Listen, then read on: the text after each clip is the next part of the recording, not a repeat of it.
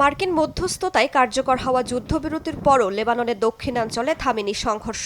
শুক্রবারও সীমান্ত জুড়ে গোলাবর্ষণ ও বিস্ফোরণের শব্দ শোনা গেছে। হিজবুল্লাহর দাবি, গেল সপ্তাহে যুদ্ধবিরতি শুরুর পর থেকে অনেককে হত্যা করেছে ইসরায়েলের সেনারা। এই যুদ্ধবিরতিকে অর্থহীন আখ্যা দিয়েছে সংগঠনটি। এদিকে ইসরায়েলও বলছে নিরাপত্তা বজায় রাখতে বাফার জোন ধরে রাখা জরুরি। এ পরিস্থিতিতে লেবাননের সাধারণ মানুষের মাঝে এখনো আতঙ্ক কাজ করছে। ঘরবাড়ি ধ্বংস, হাসপাতাল অচল এবং নিরাপত্তাহীনতা সব মিলিয়ে অনেকেই ফিরতে পারছেন না নিজ ভূমিতে। ইউনিসেফ বলছে, বাস্তুচ্যুতদের ঘরে ফেরার জন্য শুধু যুদ্ধবিরতিই যথেষ্ট নয়।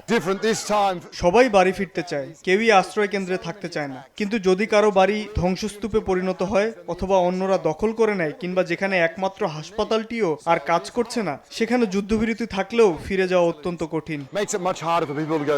এপ্রিলের মাঝামাঝি প্রকাশিত ইউনিসেফের প্রতিবেদনে বলা হয়েছে, ইসরায়েল হিজবুল্লাহ সংঘাতে শুধু অবকাঠামো নয়, ক্ষতিগ্রস্ত হচ্ছে সামাজিক স্থিতি ও মানসিক স্বাস্থ্য। বহু শিশুর মৃত্যু হয়েছে, যা মানুষের মনে ভয় ও অনিশ্চয়তা আরও গভীর করেছে। প্রায় 11,000-এর বেশি শিশু ও তাদের অভিভাবকদের মানসিক সহায়তা দেওয়া হচ্ছে বলে জানিয়েছে সংস্থাটি।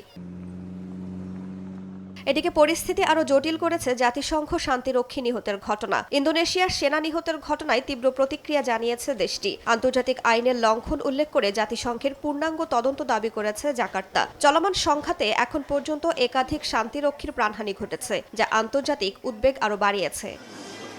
রাইসা জান্নাত, সময় সংবাদ।